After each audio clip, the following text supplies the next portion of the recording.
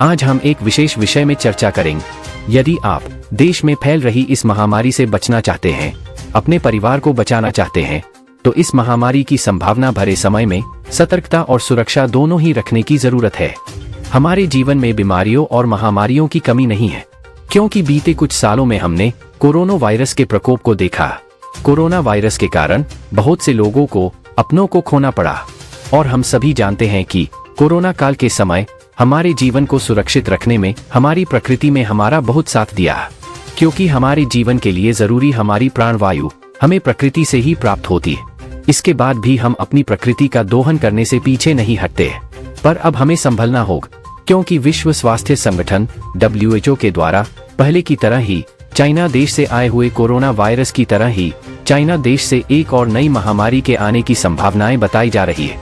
इस वायरस का नाम HMPV वायरस है, जिसका पूरा नाम ह्यूमन मेटान्यूमो वायरस है।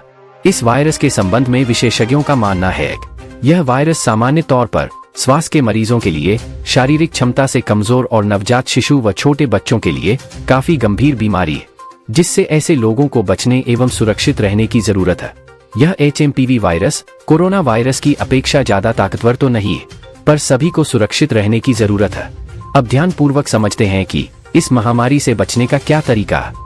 जो भी इंसान अपने जीवन को खोना नहीं चाहता, अपने जीवन को अपने परिवार के साथ जीना चाहता है, फिर से प्रकृति को हमें अपना मित्र बनाना होगा और इन बातों पर विशेष ध्यान देने की जरूरत है। अगर नदी, तालाब, पहाड़, पर्वत ये रहेंगे तो हमारा भी जीवन यापन सही चलता रहेगा। आज के जमाने में लोग प्रकृति को काटते जा रहे हैं, पेड़ पौधे काटते जा रहे हैं। आज अभी आपको मालूम होगा कि पूर्व में जो कोरोना महामारी निकली है, उस कोरोना महामारी में ऑक्सीजन की कितनी कमी पड़ी। उसका सबसे बड़ा अगर कहीं नुकसान है तो हमने किया, कोई दूसरे ने नहीं करा। कोरोना महामारी के चलते अगर ऑक्सीजन की कमी पड़ी तो हमारे कारण पड़ी। हमने पेड़ पौधे, जितने बड़े बड़े पेड़ पौधे थे, कॉलोनियां बनाना है, रोड बनाना है, मार्ग बनाना है, ये निर्माण करना है, वो निर्माण करना है, अपने सुख के लिए, अपने साधन के लिए हमने उन वृक्षों को काट दिया, हमने उन वृक्षों को नष्ट कर दिया, हमने उन वृक्षों में आग लगा दी। और अभी भी हम बंद नहीं हुए इन वृक्षों को काटने से, अभी भी हम काट रहे हैं। हमारे नदी नाले, तालाब, सरोवर जितने भी बने हुए हैं, इन सारे नदी नाले, तालाब, सरोवर में हमने इतना कचरा पटक दिया, इतना कचरा डाल दिया कि वो नदी नाले अभी तक साफ नहीं हो पाए।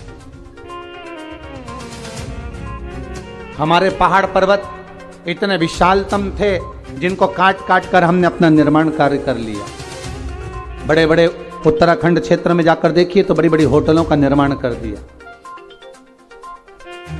सारे अगर हम कर रहे हैं अपना नाश, हम अपने जीवन को नष्ट स्वतः कर रहे हैं, स्वयं कर रहे हैं। क्योंकि प्रकृति है तो हम हैं, और प्रकृति नहीं तो हम नहीं। तो दोस्तों, यह तो था एक सरल तरीका जिससे गंभीर से गंभीर बीमारियों से बचा जा सकता है और अपने परिवार को भी बचाया जा सकता है। आपकी सतर्कता ही आपकी सुरक्षा। आशा करता हूं कि यह जानकारी आपके काम आई होगी और इस जानकारी को जरूरतमंदों के साथ शेयर जरूर करें। ऐसी ही जानकारियों के लिए हमारे YouTube चैनल को लाइक, शेयर और सब्सक्राइब करें, ताकि ऐसी जानकारी आप तक पहुंचती रहे। सतर्क रहें, स्वस्थ बन। धन्यवाद।